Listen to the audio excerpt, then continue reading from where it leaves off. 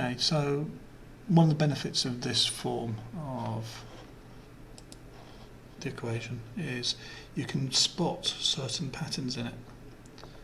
Things like it's an x cubed minus x squared minus 4x plus 4. You may be able to sketch it as a cubic which has been moved up 4. If you're not too sure, you know what a cubic looks like, and then draw with it a quadratic and build up what the pattern is. And that quotient part is the Q function in my graph, which is the blue one. So that is all of the stuff that comes out the polynomial, and it gives you a cubic. So you can learn to build it. It's been moved up so it goes through 4 there. From that, you also know that something over x gives you what they call the inverse function. I call the reciprocal function because it's a fraction, something over x. And the weird thing that happens with it is at -1 is the weird thing, and it's being subtracted, so it's the other way up. And the way you can combine these so that you could sketch it is where the green line is much bigger, you follow the green line. Where the blue line's bigger, you follow the blue line. So if you add them together, as we come away from this -1 around here, we're going to start following more and more blue. So we'll be probably somewhere about here with it. On this end, probably be going somewhere slightly under on this side. And so let's have a look. So here's the purple graph, and like I said, see it comes in,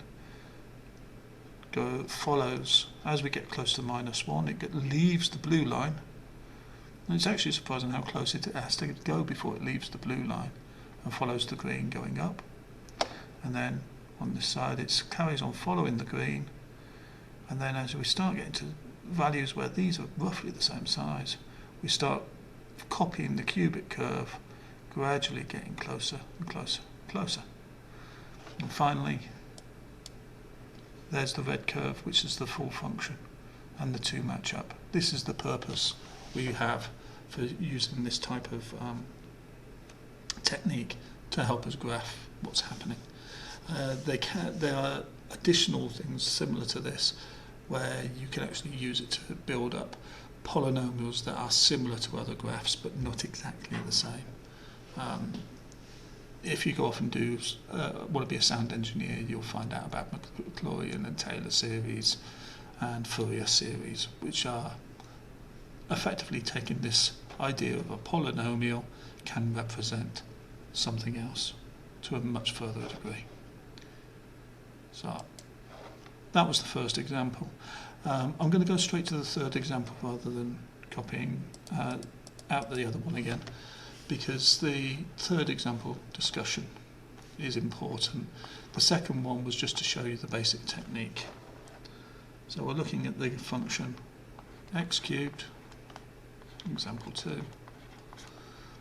Looking at the function x cubed, where are you gone?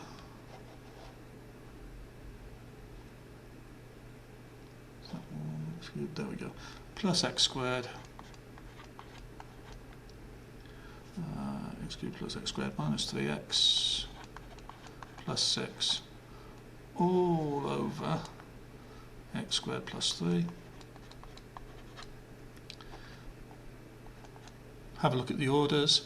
Cube over a quadratic, so that's 3 minus 2 gives me a linear expression. Thank you, Anna. So we do have a linear component to our expression. The quotient part of the function is linear, and we also have a remainder function. Now this remainder function needs to be able to represent fractions smaller than x squared. Now there are types of function that can be lower, so just like we did here, to be able to get a number on the top, say this is effectively a bigger function because it's got a higher order, we now want a function with a lower order, but we want the biggest function that can be lower. So if we've got an x squared on the bottom, we can have an x term on the top. If it's not needed, it will disappear. And we may get a constant on the end, as well as that one. Go through the same steps. We're now going to multiply through, so we're going to say that x squared cannot be equal to minus 3. That is actually on the complex plane, so it implies there probably isn't a disappearance off to infinity. In this graph, it will stay continuous. It will stay nearby. So let's multiply through by x squared plus 3. So we get x cubed plus x squared minus 3x plus 6 is equal to ax plus b, and that needs multiplying by my expression for the denominator, and these two denominators are going to cancel, so I'm going to add on cx plus d. Multiply out the bracket to make my terms, so I've got ax cubed plus 3ax squared, deal with the b term, plus bx squared plus 3b, add on the other terms we've actually got a cx term, and we've got a d term. Okay, so actually I don't need the one in front of the d. So I'll just take, and the d is a number term. So we've got a cubic term, x squared term, an x term, and numbers. Let's do the equate coefficients.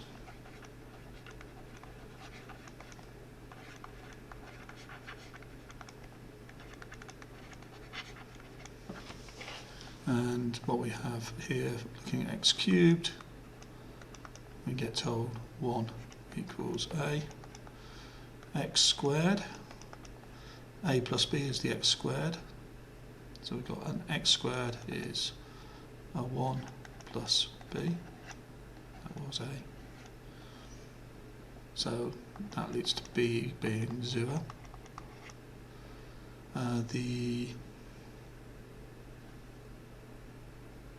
Not that right. Am I making a mistake with the copying now? Squared minus 3x plus 6, x squared times 3.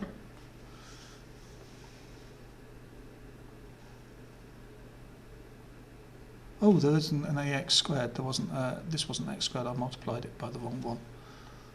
See, still made a mistake given time. There's my eraser.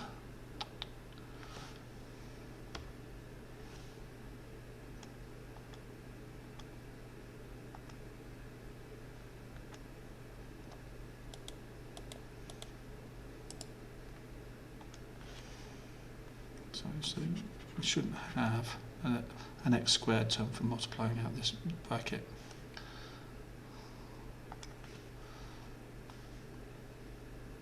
No. So b is 1 as well, straight away from the x squared term.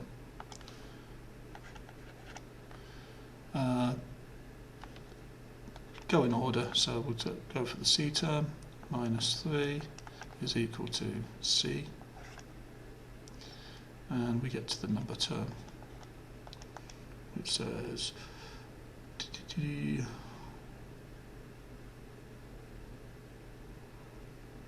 so 6 is equal to 3 lots of b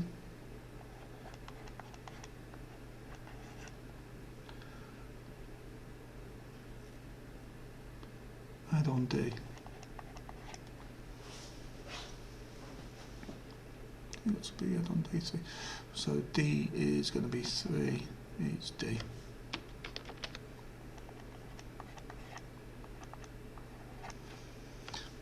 telling me my final expression will be x plus 1. So at very limits it's going to look like a straight line. Add on a complex function, which is minus 3c plus d, which is a 3x, sorry, all over x squared plus 3. And that's the result of the division. We can check it with Desmos. We know it's going to look something like a straight line. Because this is not a real number, it's going to be continuous. There is no disappearing to infinity vertically at any point. And inside here, we know it's going to rise and then fall. So I'll just give myself a pause. Just spotted a mistake in my calculation of the x term, just as I was thinking about putting it in. So my calculation of the x term says c x. Well, no, cx is minus 3.